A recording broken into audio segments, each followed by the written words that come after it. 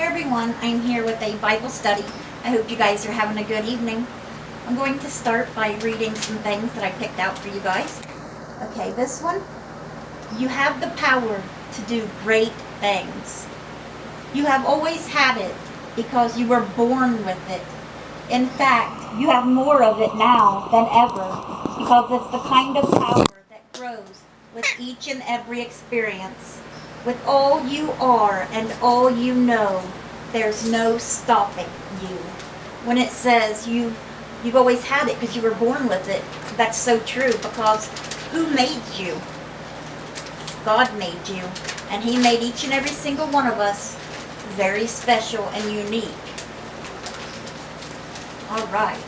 And the next one I picked out is joy is wherever you are. Sure. He's playing with an ice cream cone. He had it on the camera. Now it's on top of his head like a hat. Show them. Ow. Show them. Ow. Joy is wherever you are. We think we have to go searching for happiness, but it's always within reach. No request required. The secret, opening our hearts and minds to the blessings each day brings. Joy never goes on vacation or even takes a day off. It's just waiting to be noticed. Amen. All right, and there's, let's see, we got the circle of kindness, and I got one more here for you guys that I picked out. Okay, I'll go with that. Okay. Tomorrow is always on the way, but you never have to wait for today. Your own kind of beautiful is the best kind. The little things still mean a lot. I think they mean the most. Even a baby step is bold and brave. Take one. Be kind to yourself too. Your dreams deserve another chance.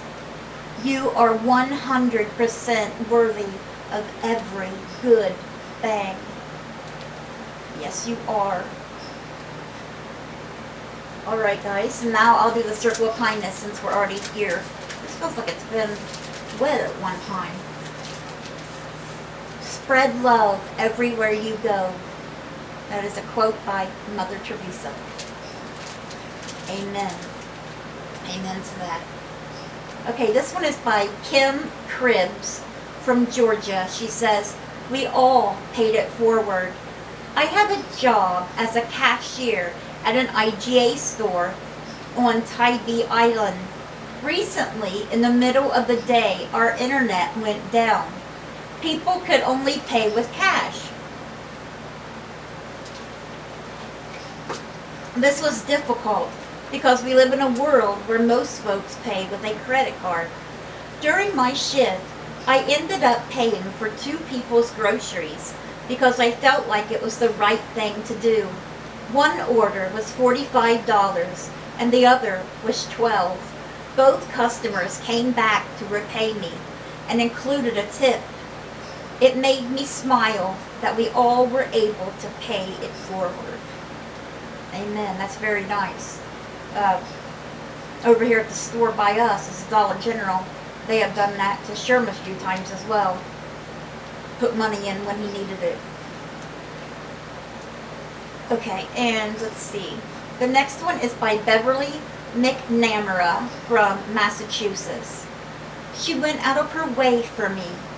When I went to visit my mom in Arizona, I decided to go to Mass. I didn't have a car, so I took the bus. My sister said she would pick me up after Mass to go shopping.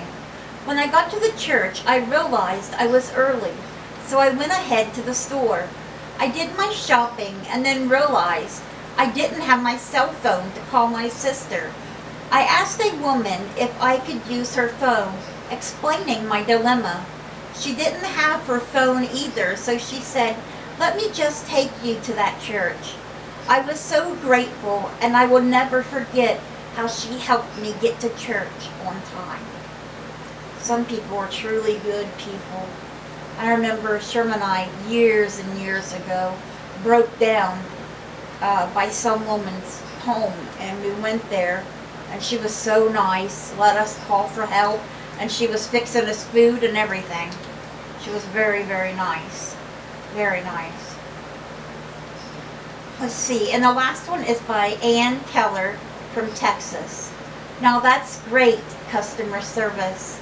My Jeep was really dirty, so I decided to go to the $6 drive-through car wash. I pulled up to the gate and payment box. I had a $5 bill and a ratty $1 bill. The $5 bill went in the payment slot, but the $1 bill kept getting kicked back out. An attendant came out to help me. When the dollar bill got spit out again, I gave the attendant 4 quarters, which were inserted just fine, but for some reason the payment still didn't go through. So the attendant called over the supervisor, who after hearing what had happened said, "The wash is on us today. Have a nice day," and gave me back my $5 and the quarters. The gate opened and I went through the car wash. With all the mayhem going on in this world today, it is so refreshing to receive kind and caring customer service. Amen. It's hard to find these days. Not just, I don't mean just customer service. Nice customer service, but nice people in general.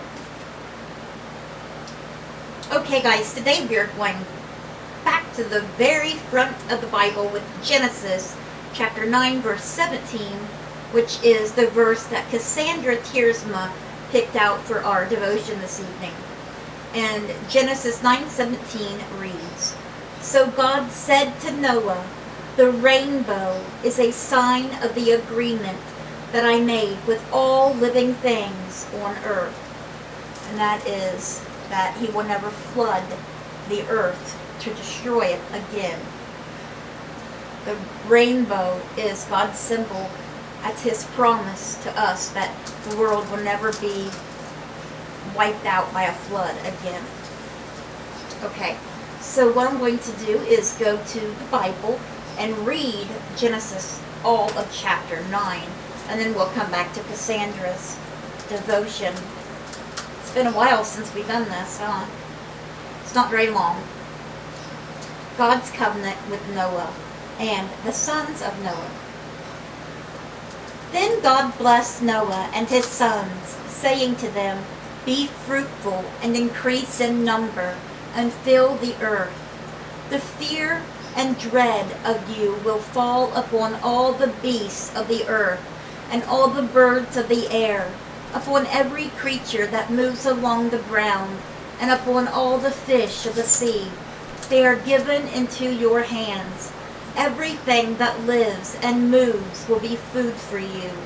Just as I gave you the green plants, I now give you everything. But you must not eat meat that has its life blood still in it. And for your lifeblood, I will surely demand an accounting. I will demand an accounting from every animal and from each man too. I will demand an accounting for the life of his fellow man. Whoever sheds the blood of man, by man shall his blood be shed. For in the image of God has God made man.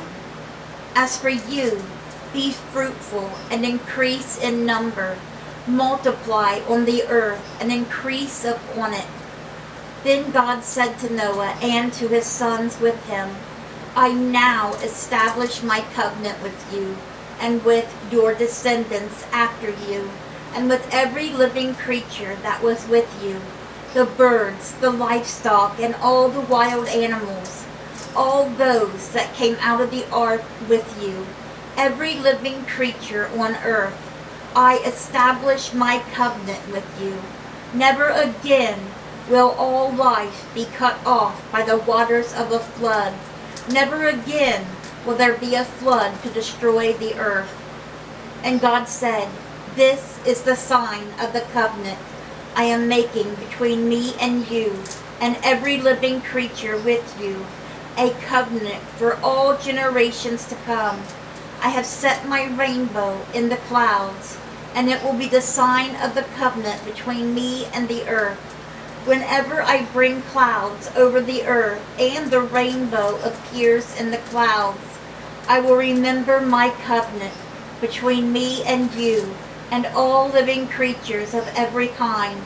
Never again will the waters become a flood to destroy all life. Whenever the rainbow appears in the clouds, I will see it and remember the everlasting covenant between God and all living creatures of every kind on the earth. So God said to Noah, "This is the sign of the covenant I have established between me and all life on earth." The sons of Noah who came out of the ark were Shem, Ham, and Japheth. Ham was the father of Canaan. These were the 3 sons of Noah, and from them came the people who were scattered over the earth. Noah, a man of the soil, proceeded to plant a vineyard. When he drank some of its wine, he became drunk and lay uncovered inside his tent. Ham, the father of Canaan, saw his father's nakedness and told his 2 brothers outside. But Shem and Japheth took a garment and laid it across their shoulders. Then they walked in backward and covered their father's nakedness. Their faces were turned the other way so that they would not see their father's nakedness. When Noah awoke from his wine and found out what his youngest son had done to him, he said, "Cursed be Canaan, the lowest of slaves will he be to his brothers." He also said, "Blessed be the Lord, the God of Shem. May Canaan be the slave of Shem. May God extend the territory of Japheth. May Japheth live in the tents of Shem, and may Canaan be his slave." After the flood, Noah lived 350 years altogether. Noah lived 950 years, and then he died. 950 years old. Yeah, you could live a long time back then. Alright, so that was Genesis chapter 9. Sorry, my mouth's really dry.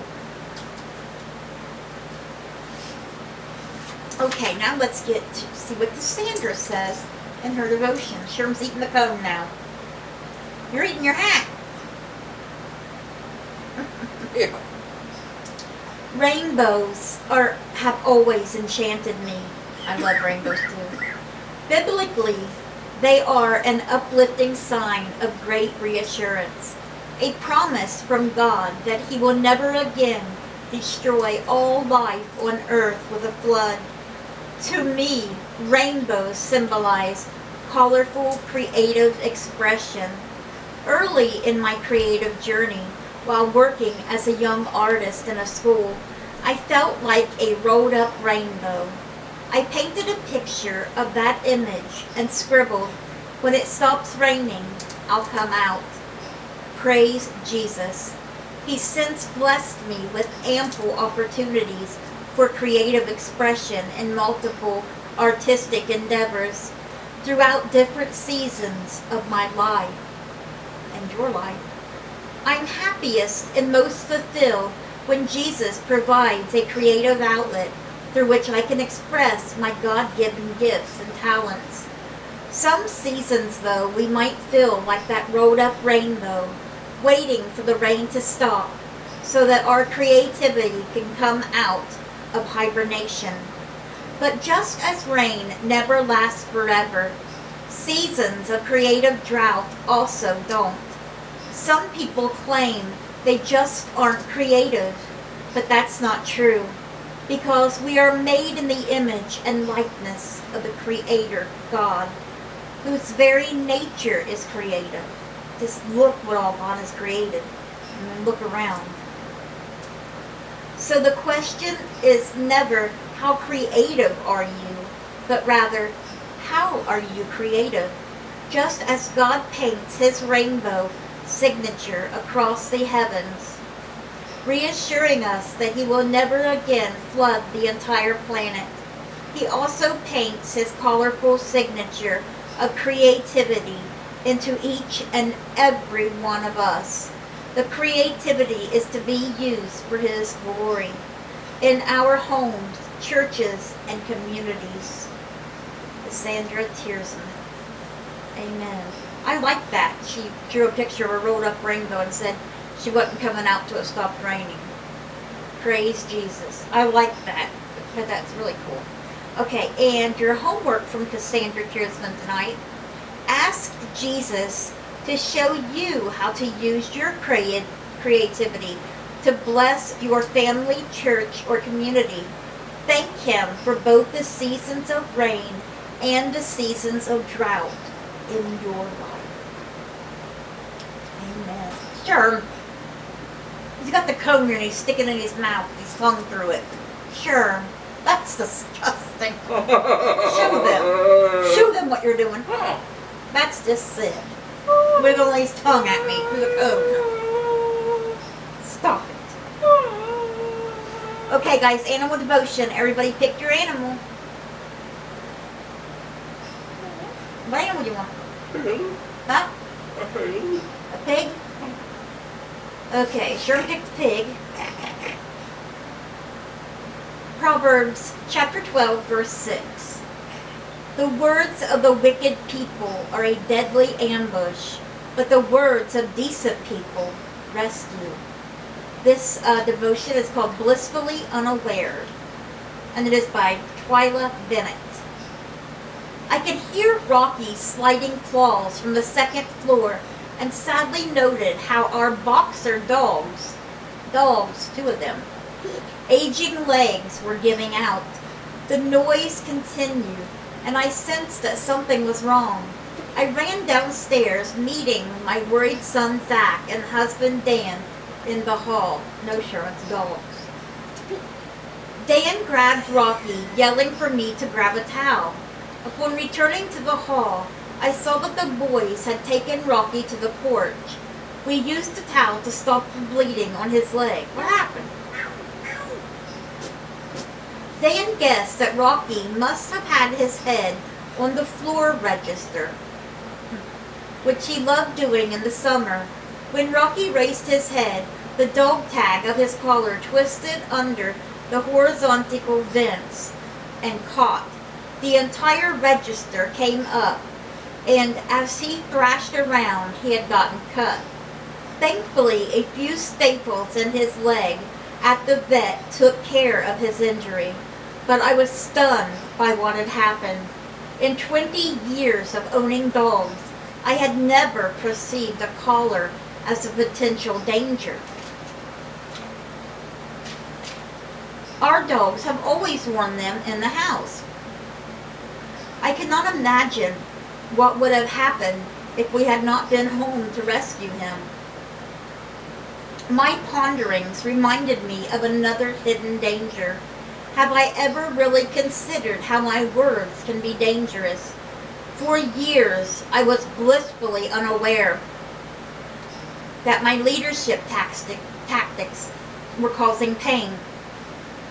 At times, those words cut at the exact right angle.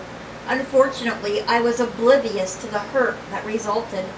Thankfully, God taught me how to change. Slowly, I learned more about how words matter, and kindness covers everything. True leadership considers others first and does not react in anger.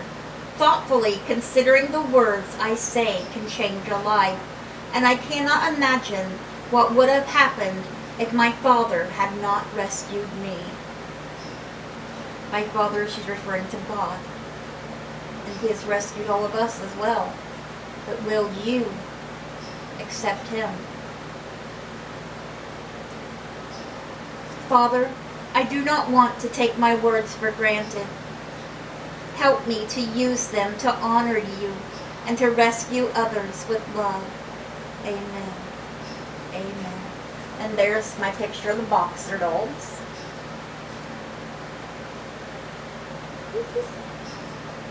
Alright guys, so that was everything for our Bible study today. Where'd my pen go? I don't know. I hope you guys have a great rest of your day. Let's bring those souls to Jesus, and God willing, we'll see you guys again tomorrow with another Bible study. Bye guys. God bless you.